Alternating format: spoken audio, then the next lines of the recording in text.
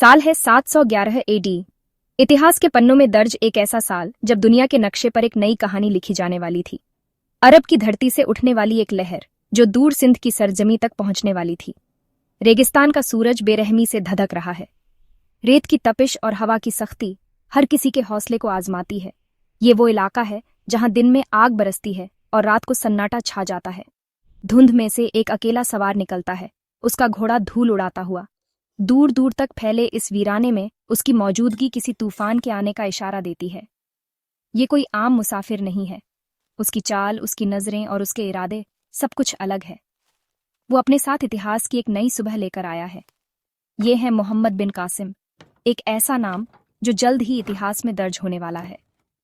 एक नौजवान जिसकी उम्र भले ही कम हो, लेकिन उसके हौसले और सोच में बड़ों जैसी गहराई है। बाज जैसी तेज नजरों से वो क्षितिज को देखते हैं। हर दिशा में उसकी निगाहें घूमती हैं, मानो आने वाले कल को पहचान रही हों। उसकी आंखों में दूरदर्शिता और आत्मविश्वास साफ झलकता है। उम्र कम है, लेकिन उनकी निगाहों में अनुभव का भार है, लड़ी और विक्टरी हुई लड़ाइयों का। उसके चेहरे पर जंग के निशान हैं, जो उसकी बहादुरी और संघर्ष की गवाही देते हैं। वो एक मिशन पर है, ईमान और इंसाफ की प्यास से प्रेरित।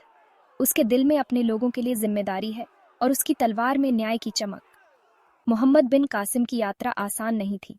उसे कई मुश्किलों, दुश्मनों और चुनौतियों का सामना करना पड़ा, लेकिन उसके इरादे अडिग रहे। हर कदम पर उसे अपने मिशन की अहमियत का एहसास था। उनका मंजिल सिंध, एक ऐसा देश जो जीत के लिए तैयार है, एक ऐसा देश जो जल्द ही उमैयद खिलाफत के सामने कांपेगा। सिंध की दीवारें, उसकी नदियां और उसके लोग, सब कुछ बदलने वाला है। उनका आना एक नए युग की शुरुआत है, सभ्यताओं का टकराव जो एक राष्ट्र की तकदीर बदल देगा। ये सिर्फ एक फौजी अभियान नहीं, बल्कि एक सांस्कृतिक और ऐतिहासिक मोड़ है। मोहम्मद बिन कासिम के कदमों की आहट ने सिंध की फिजाओं में हलचल मचा दी। उसकी फौजें, उसकी रणनीति और उसका नेतृत्व, सब कुछ इतिहास में मिसाल बन गया। तो तैयार हो जाइए, हिम्मत, जीत और ईमान की इस महागाथा को देखने के लिए, जैसे हम समय में वापस जाकर मोहम्मद बिन कासिम की कहानी को फिर से विक्टरिए हैं। ये कहानी है एक नौजवान की, जिसने अपने जज्बे और यकीन से इतिहास की धारा बदल दी। ताइफ के एक रईस परिवार में जन्मे युवा मोहम्मद बहादुरी और जीत की कहानियों से अनजान नहीं थे। वो घंटों अपने पूर्वजों की कहानियां सुनते, उनकी बहादुरी उनके दिमाग में बस जाती। बचपन से ही उन्होंने असाधारण साहस और ज्ञान की प्यास दिखाई। वो मार्शल आर्ट्स में माहिर थे, उनकी तलवारबाजी देखने लायक थी। उनका रणनीतिक दिमाग तेज और विश्लेषणात्मक, युद्ध की सबसे जटिल रचनाओं को सुलझा सकता था। लेकिन सिर्फ शारीरिक कौशल ही उन्हें अलग नहीं करता था। मोहम्मद के पास न्याय की एक अटूट भावना थी, गलत को सुधारने और निर्दोषों की रक्षा करने की तीव्र इच्छा। वो एक ऐसी दुनिया का सपना देखते थे जहां इस्लाम फलता फूलता, शांति और समानता का संदेश फैलाता। उन्हें क्या पता था, किस्मत ने उनके लिए बड़े बड़े प्लान बना रखे हैं। मोहम्मद की बढ़ती प्रतिभा की खबर अल हज्जाज बिन यूसुफ, इराक के शक्तिशाली गवर्नर और उमैयद खिलाफत के पूर्वी इलाकों के गवर्नर के कानों तक पहुंची। युवक की क्षमता को पहचानते हुए अल हज्जाज ने उसे अपने संरक्षण में ले लिया। अल हज्जाज के मार्गदर्शन में मोहम्मद निखर गए। उन्होंने अपने कौशल को तराशा। उनकी रणनीतिक प्रतिभा अनुभवी जनरल के मार्गदर्शन में खिल उठी। उन्होंने युद्ध की कला, कूटनीति की पेचीदगियों और नेतृत्व के महत्व को सीखा। छात्र तेजी से गुरु बन रहा था। हर गुजरते दिन के साथ वो अपने भाग्य को पूरा करने के करीब पहुंच रहे थे, वो महानायक बनने के लिए जो उन्हें हमेशा से बनना था। इस्लाम का शेर दहाड़ने वाला था। सिंध के दूर किनारे से खबर आई। यह खबर सिर्फ एक घटना नहीं थी, बल्कि एक तूफान की आहट थी, जिसने पूरे अरब जगत को झकझोर दिया। सिंध की शांत नदियों के पार एक ऐसी कहानी जन्म ले रही थी जो इतिहास के पन्नों में दर्ज होने वाली थी। सिंध के राजा दाहिर पर मुस्लिम व्यापारियों के खिलाफ समुद्री डकैती और अन्याय का आरोप लगाया गया था। इन व्यापारियों की पुकार, जिनकी संपत्ति लूटी गई थी और जिनके परिवारों को बंदी बना लिया गया था, अब अरब के दरबारों तक पहुंच चुकी थी। ये सिर्फ व्यापार का मामला नहीं था, बल्कि सम्मान, सुरक्षा और न्याय का सवाल बन चुका था। मजलूमों की पुकार खलीफा वालिद प्रथम के कानों तक पहुंची, जिन्होंने न्याय की मांग की। खलीफा के दरबार में गूंजती इन आवाजों ने एक नई उम्मीद और एक नई चुनौती को जन्म दिया। अब यह सिर्फ एक राज्य की समस्या नहीं थी, बल्कि पूरे इस्लामी जगत की प्रतिष्ठा का सवाल था।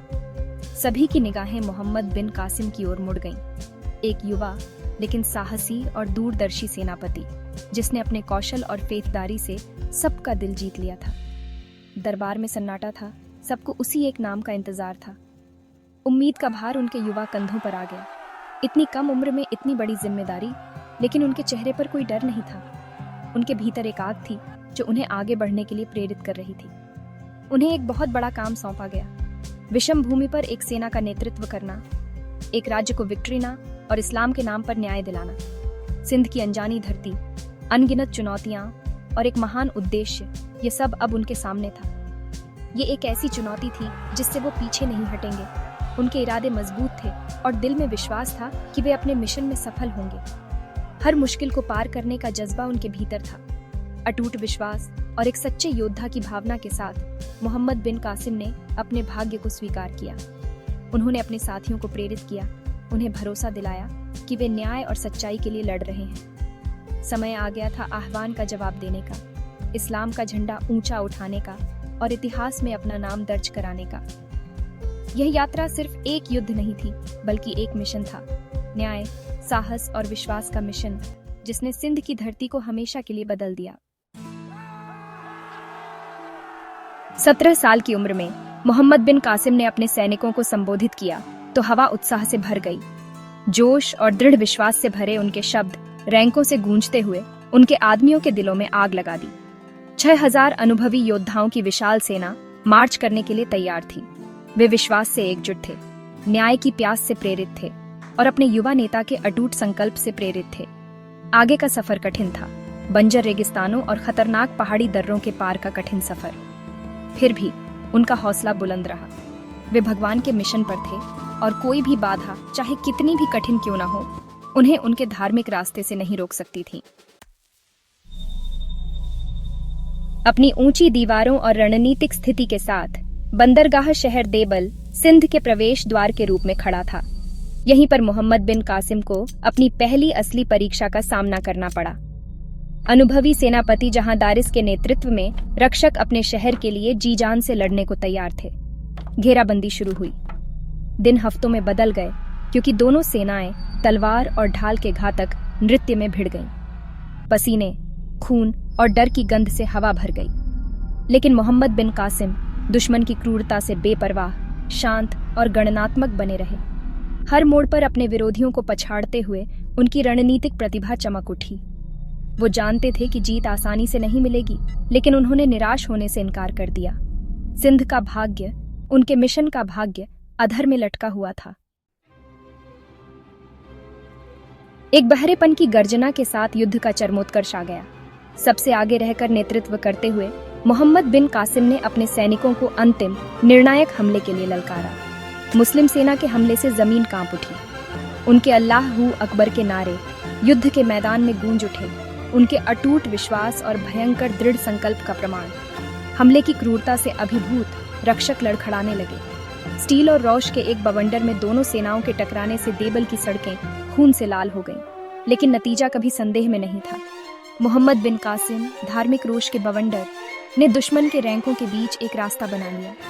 उनकी बहादुरी संक्रामक थी, उनका दृढ़ संकल्प अटूट था। एक भयंकर और खूनी लड़ाई के बाद मैदान पर सिर्फ खामोशी और बिखरी हुई उम्मीदें बची थीं। हर तरफ वीरता और बलिदान की कहानियां बिखरी पड़ी थीं और हवा में अभी भी युद्ध की गूंज सुनाई दे रही थी।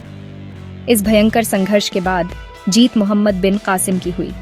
उनकी सेना ने न सिर्फ दुश्मन को हराया, बल्कि इतिहास में अपना नाम भी दर्ज करवा दिया। कभी प्रतिरोध का प्रतीक रहा देबल शहर अब उनके कदमों में पड़ा था। उसकी ऊंची दीवारें और मजबूत किले अब सिर्फ खंडहर बन चुके थे और शहर की गलियों में सन्नाटा पसरा था। लेकिन ये आत्मसंतुष्टि का समय नहीं था। हर सैनिक की आंखों में थकान के साथ साथ आगे की अनिश्चितता भी झलक रही थी। ये तो बस शुरुआत थी।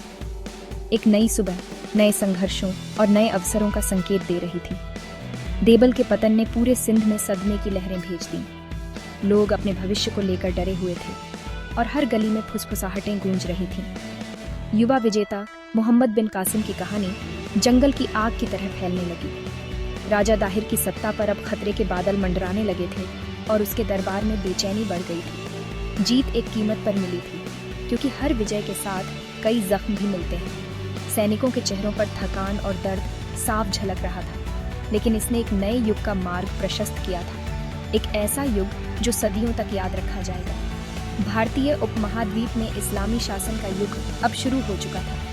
नई संस्कृति, नए विचार और नई व्यवस्थाएं यहाँ की जमीन पर दस्तक देने लगी थी। सभ्यताओं के एक महाकाव्य संघर्ष के लिए मंच तैयार था, जहाँ हर मोड़ पर नई रणनीतियां और नए गठबंधन बनते बिगड़ते नजर आने वाले थे। एक ऐसा संघर्ष जो लाखों लोगों की नियति को आकार देगा और आने वाली पीढ़ियों के लिए इतिहास की दिशा तय करेगा। मोहम्मद बिन कासिम के लिए आगे क्या था? क्या वह अपने विजयी अभियान को जारी रख पाएंगे, या उनके सामने और भी बड़ी चुनौतियां खड़ी होंगी? न्याय और विजय की उनकी तलाश में आगे और कौन सी चुनौतियां उनका इंतजार कर रही थीं? सिंध की धरती पर एक नए अध्याय की शुरुआत हो चुकी थी और इसकी गूंज दूर दूर तक सुनाई देने वाली थी। मोहम्मद बिन कासिम का सिनेमैटिक सफर के अगले रोमांचक एपिसोड को मिस न करें। जैसे जैसे हम सिंध के दिल में गहराई तक जाते हैं, दिग्गजों के संघर्ष का गवाह बने, क्योंकि मोहम्मद बिन कासिम एक ऐसे युद्ध में अपने अंतिम दुश्मन राजा दाहिर का सामना करते हैं जो एक राष्ट्र के भाग्य का फैसला करेगा। हिम्मत, विजय और आस्था की इस महागाथा पर अपडेट रहने के लिए लाइक, कमेंट और सब्सक्राइब करें।